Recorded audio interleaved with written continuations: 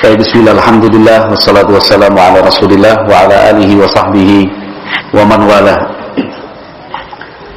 Halaman 58, paragraf kedua dari bawah.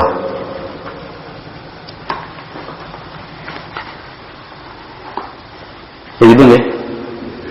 Baik, bismillahirrahmanirrahim. Qala al-Imam Ibnu Qayyim rahimahullah, wa amma buka'uhu sallallahu alaihi wasallam fakana min jinsi dhahikihi.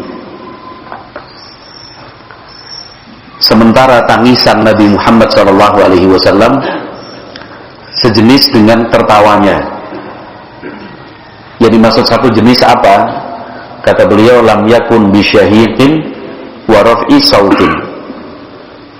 Bukan dengan tangisan yang menderu-deru atau dengan mengangkat suara tinggi-tinggi. Nabi Muhammad kalau tertawa kan suaranya enggak keras.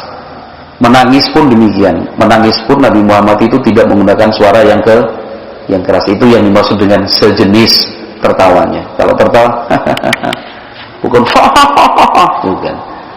Ketika menangis juga bukan bukan. Tapi menangis yang orang mengetahui beliau menangis tetapi tidak mengeluarkan suara yang keras. Kama lam yakun dhahikuhu biqahqahatin. Sebagaimana ketika Nabi alaihi salatu wasallam tertawa itu tidak terbahak-bahak. Qahqahah itu terbahak-bahak. Walakin kana tadma'u 'ainahu hatta tahmala wa yusma'a bi sadrihi azizun. Nabi Muhammad itu ketika menangis tadma' ainahu, air matanya berlinang dan mengalirkan air mata, hatta tahmala, sampai kemudian berhenti sendiri, wa yusma'a li sadrihi azizun, dan terdengar oleh orang sekitar dari dada Nabi sallallahu alaihi wasallam azizun, suara itu gemuruh, seperti disebutkan dalam suatu riwayat seperti gemuruhnya air yang mendidih. Nah, jadi baik tertawa maupun menangis, Nabi Muhammad alaihi salatu wasallam tidak mengeluarkan suara yang keras. Wa kana buka'uhu taratan rahmatan lil mayyit. Tangisan Nabi sallallahu alaihi wasallam kadang-kadang dikarenakan rasa sayang lil mayyit, karena ada orang yang meninggal dunia, seperti tangisannya Nabi sallallahu alaihi wasallam ketika putranya meninggal dunia. Wa taratan khaufan ala ummatihi wa syafaqatan. Kadang-kadang juga Nabi Muhammad alaihi salatu wasallam itu menangis karena takut dan rasa sayang terhadap umatnya. Karena saking sayangnya kepada umat Islam, Nabi Muhammad menangis. Wa taratan min khasyatillah. Kadang-kadang Nabi Muhammad alaihi salatu wasallam menangis karena rasa takutnya kepada Allah. Wa taratan inda sama'il Qur'an. Kadang-kadang menangis karena mendengar bacaan Al-Qur'an. Wa huwa buka'u ishtiyaqin wa mahabbatin wa ijlalin musahibun lil khawfi wal khasyati. Ketika beliau mendengar Al-Qur'an lalu menangisnya itu karena ishtiyaqin, rindu, wa mahabbatin, cinta, wa ijlalin, karena mengagungkan, musahibun, tangisan yang disertai, lil khawfi wal khasyati, rasa takut dan khasyah. Walamma mata bunuhu Ibrahim, pada saat putra beliau yaitu Ibrahim meninggal dunia, dama'at ainahu, kedua mata beliau yang mulia mencucurkan air mata, wabaka rahmatan lahu, dan menangis karena sayang kepadanya. Waqala, Nabi Muhammad menjelaskan, tadma'ul ainu wa yahzanul qalbu, mata menangis, hati bersedih, wala naqulu illa ma yurdi rabbana, dan kita tidak mengucapkan kata-kata kecuali yang mendatangkan ridha dari Rabb kita. Wa inna bika ya Ibrahimu lamahzunun, dan sesungguhnya kami semua denganmu atas perpisahan ini wahai Ibrahim sangatlah bersedih. Jadi wajar dan manusiawi apabila seseorang itu kehilangan yang dia cintai, anaknya, cucunya, orang tuanya, pasangan hidup, istri atau suaminya, kemudian menangis. Itu bukan suatu hal yang tercela, itu manusiawi dan wajar, selama di sini disebutkan selama tidak mengucapkan atau melakukan sesuatu yang membuat Allah murka. Maka Nabi mengingatkan, tadma'ul ainu, mata boleh menangis, wa yahzanul qalbu, hati pun wajar bila bersedih, tetapi wala naqulu illa ma yurdi rabbana, itu ketentuannya, selama tidak mengucapkan kata-kata atau melakukan sesuatu yang mendatangkan murka dari Allah, tetapi ucapkan dan lakukan hal-hal yang justru mendatangkan ridha dari Allah Subhanahu wa ta'ala. Wa inna bika ya Ibrahim lamahzunun, bersedih kami atas perpisahan ini wahai Ibrahim. Qala wa kana yabki ahyanan fi salatil lail, dan kadang-kadang Nabi Muhammad alaihi salatu wasallam menangis pada waktu salat malam. Sallallahu alaihi wasallam, beliau pun menangis, beliau juga tertawa, beliau berbicara, berbincang-bincang, beliau pun terkadang memilih untuk diam, ya. Jadi lengkap, ya, sisi dan aspek manusia pada diri Nabi Muhammad sallallahu alaihi wasallam. Qala rahimallahu taala faslun fi hadihi sallallahu alaihi wasallam fi khutabihi. Pasal berikut ini adalah pasal yang menjelaskan tentang khutbah-khutbah yang disampaikan oleh Nabi Muhammad sallallahu alaihi wasallam. Yang dimaksud khutbah di sini bisa juga diterjemahkan pidato, ceramah, nasihat, mau'izah atau yang semisal. Qala rahimahullah khataba sallallahu alaihi wasallam 'alal ardi. Nabi Muhammad sallallahu alaihi wasallam menyampaikan khutbah dengan berdiri di atas, apa terjemahan yang bagus? Di atas tanah, bumi.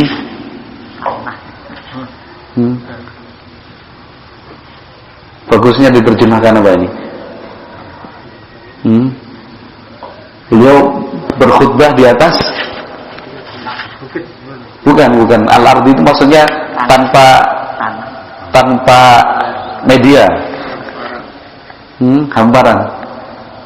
Punya beliau tuh pernah khutbah berdiri di atas tanah begitu, maksudnya berdiri.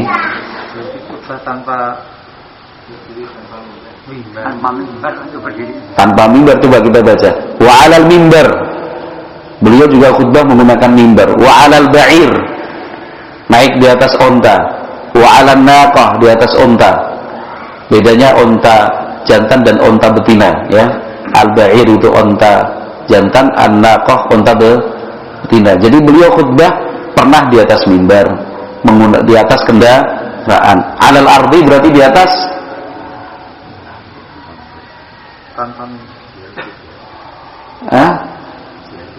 selain ketiganya, ya pokoknya berdiri, iya berdiri di bumi lah, di atas bumi gitu aja.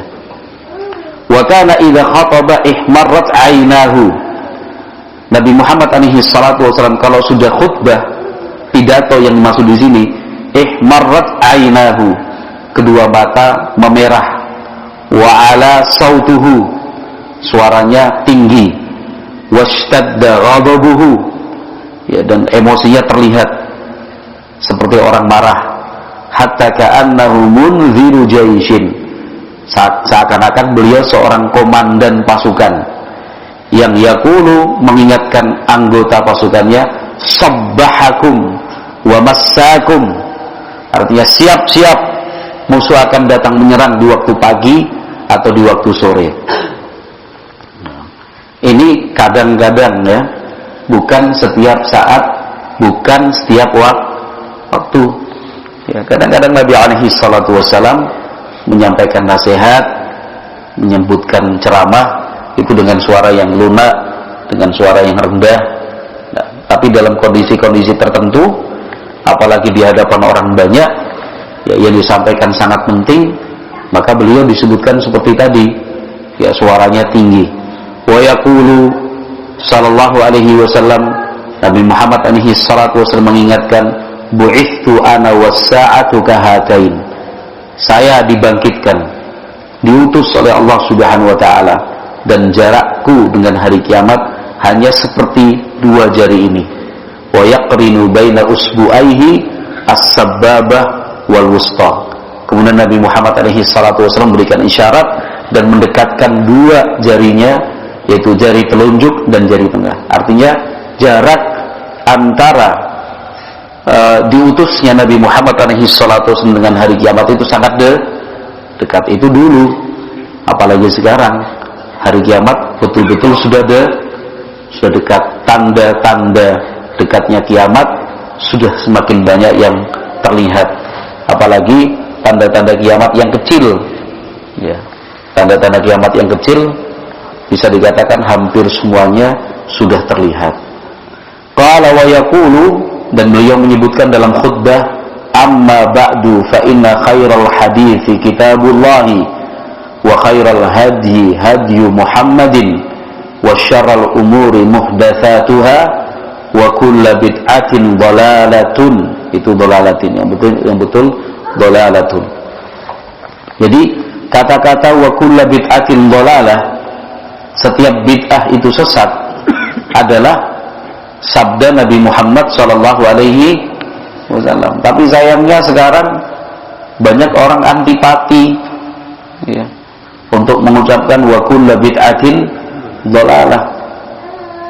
Mengucapkan dan menyampaikan bid'ah itu seperti sesuatu yang tabu dan dijauhi. Padahal yang mengucapkan pertama kali siapa? Nabi Muhammad sallallahu alaihi wasallam. Bahkan hampir di setiap khutbahnya beliau menyampaikan hal ini. Ya, menyampaikan hal ini. Tapi itulah kemunduran dikarenakan kejahilan yang ada pada umat, sehingga umat justru dijauhkan dari kata-kata bid'ah. Ya, ketika sudah jauh dari kata-kata bid'ah, maka akhirnya terjatuh dalam kebid'ahan. Padahal bid'ah itu yang mensabdakan pertama kali adalah Nabi Muhammad sallallahu alaihi wasallam.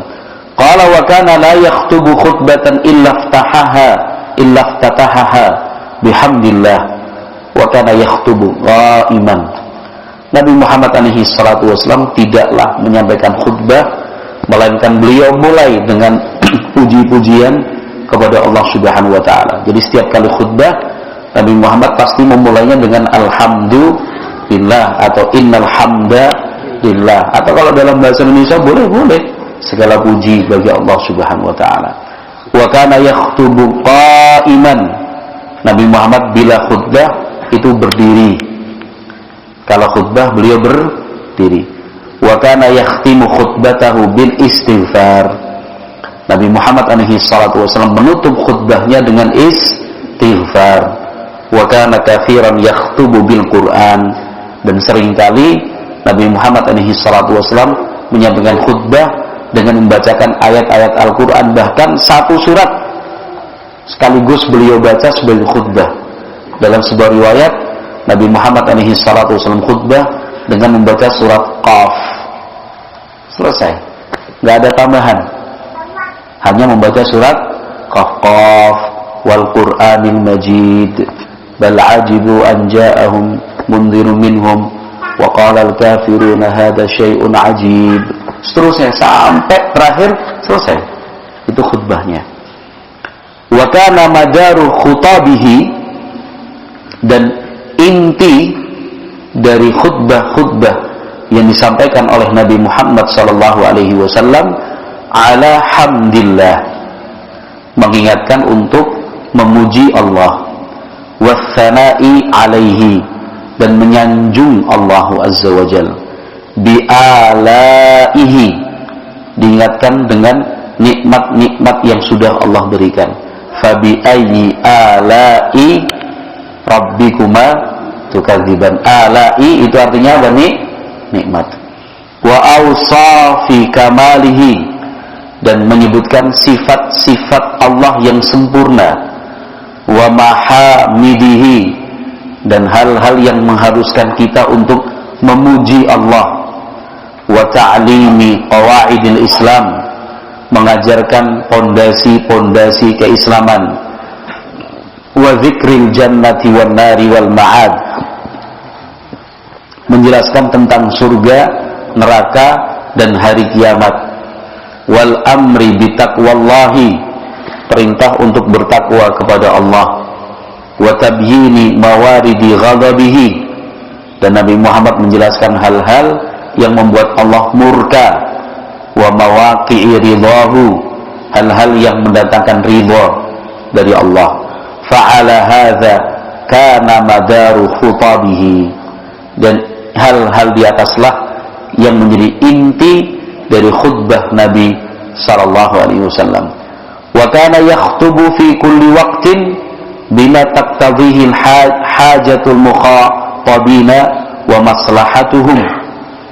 Nabi Muhammad alaihi salatu wasallam itu menyampaikan khutbah pada setiap waktu yang memang diperlukan oleh orang-orang yang diajak berbicara atau audiens khutbah.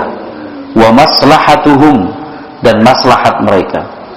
Jadi kapan beliau berkhutbah, ya situasional juga. Apa yang disampaikan kondisional juga. Itulah Nabi Muhammad sallallahu alaihi wasallam.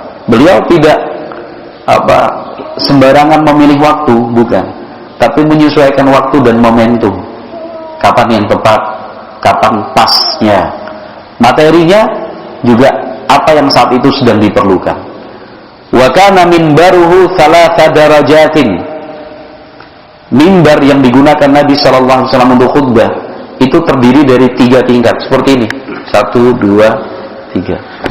3 tingkat. Fa idza stawa alaihi wastaqbala an-nasa akhadha al-mu'adhdhinu fil adhani faqat.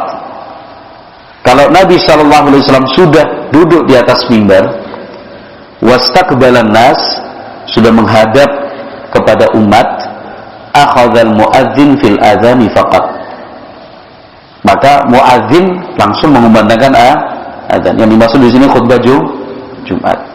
Walam yaqul syai'an qablahu wala ba'dahu. Beliau tidak menyampaikan kata-kata apapun sebelum dan sesudahnya. Sebelum dan sesudah azan.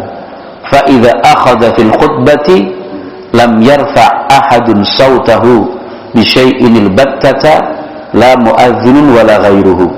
Kalau beliau sudah mulai khutbah, maka tidak ada satu pun sahabat yang bersuara, ya, dengan sebab apapun, muadzin ataupun yang lain. Jadi kalau sudah khutbah, semuanya mendengarkan. Walam yakun yakhtubu khutbatan illa tatahaha bihamdillah. Dan Nabi alaihi salatu wasallam tidaklah berkhutbah melainkan beliau memulainya dengan mengucapkan hamdalah. Bisa alhamdulillah, bisa innal hamdalillah, wa tashahhada fiha bi kalimatai asyhadati. Dan Nabi Muhammad alaihi salatu wasallam mengucapkan tasyahud dengan 2 kalimat syahadat. Asyhadu an la ilaha illallah wa asyhadu anna Muhammadan Rasulullah. Wa yadhkuru fiha nafsahu bismihil alam. Dan ketika mengucapkan tasyahud, Nabi Muhammad alaihi salatu wasallam juga menyebutkan nama beliau sendiri dengan Muhammad. Wa asyhadu anna Muhammadan, bukan wa asyhadu anni. Jadi beliau langsung menyebut namanya sendiri. Jadi beliau mengatakan, dan saya bersaksi bahwa Muhammad adalah hamba dan utusan Allah. Bukan mengatakan, dan saya bersaksi bahwa saya adalah hamba dan utusan Allah. Bukan. Tapi menyebutkan wa yadhkuru fiha nafsahu bismihil alami. Al-alam itu nama. Jadi wa asyhadu anna Muhammadan. Wa thabata anhu annahu qala, dan ada satu riwayat yang sahih dari Nabi Muhammad sallallahu alaihi wasallam bahwa beliau bersabda, kullu khutbatin laisa fiha tasyahhudun fahiya kal yadil jazma'i. Setiap khutbah yang tidak disampaikan tasyahud di sana seperti tangan yang buntung. Al-yad itu tangan, al-jazma itu maqtu'ah, artinya buntung, enggak punya tangan. Jadi setiap orang yang menyampaikan khutbah, pertama mengucapkan hamdalah, yang kedua syahadat itu juga disebutkan. Qala wa kana idza arada lahu fi khutbatihi 'aridun ishtaghala bihi thumma raja'a ila khutbatihi.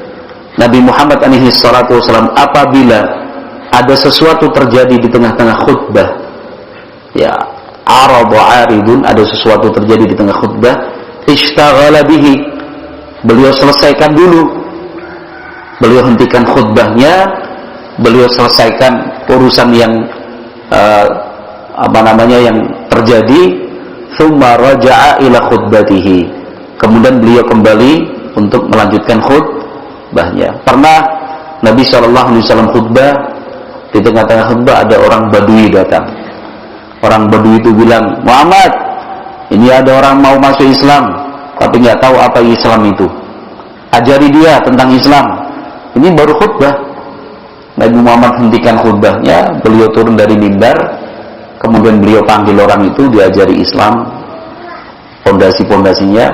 Sudah selesai, beliau naik lagi kembali ke mimbar, kemudian melanjutkan khutbahnya. Wa kana yakhubu, contoh yang lain disebutkan, wa kana yakhubu faja'al Hasan wal Husainu ya'thurani fi qamisaini ahmaraini. Waktu itu Nabi Muhammad sedang khutbah, cucunya Al-Hasan dan Al-Husain datang berlari, terus ya'thurani, jatuh, ya, menggunakan dua baju berwarna merah. Faqata'a kalamahu.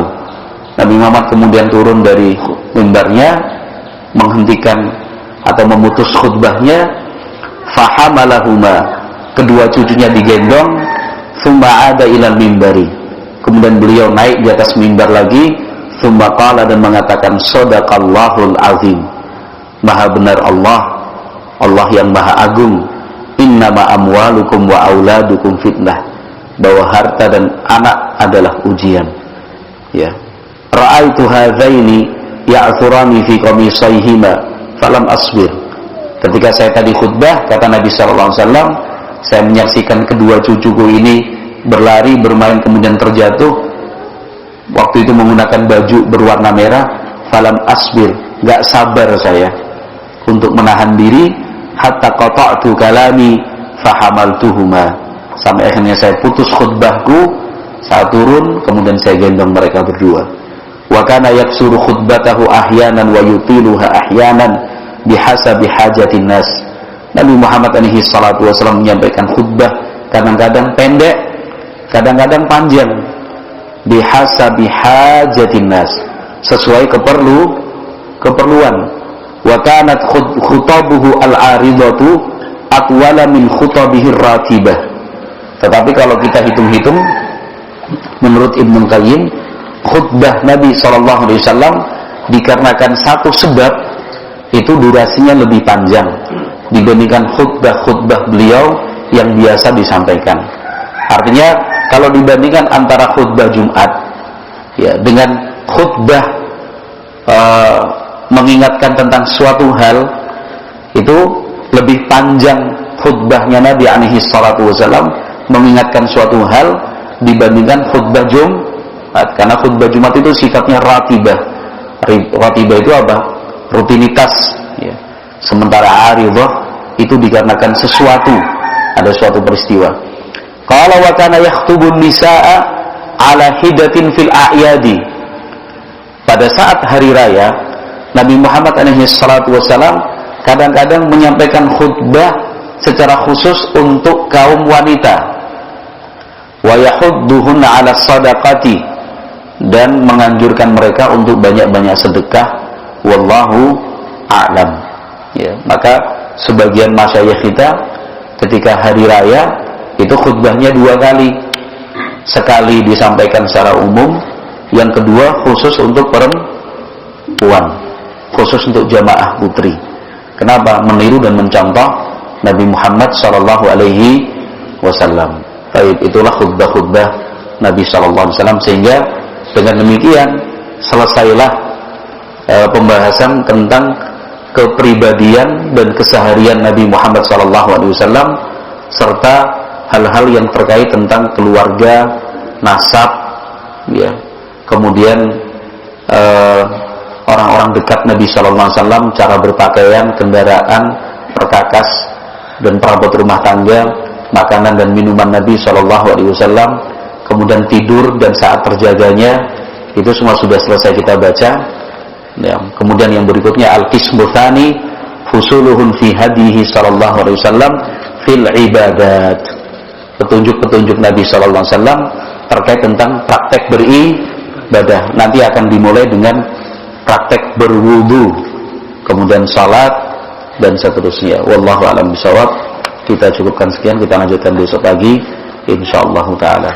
Subhanakallahumma wa bihamdika asyhadu an la ilaha illa anta astaghfiruka wa atubu ilaik. Alhamdulillah.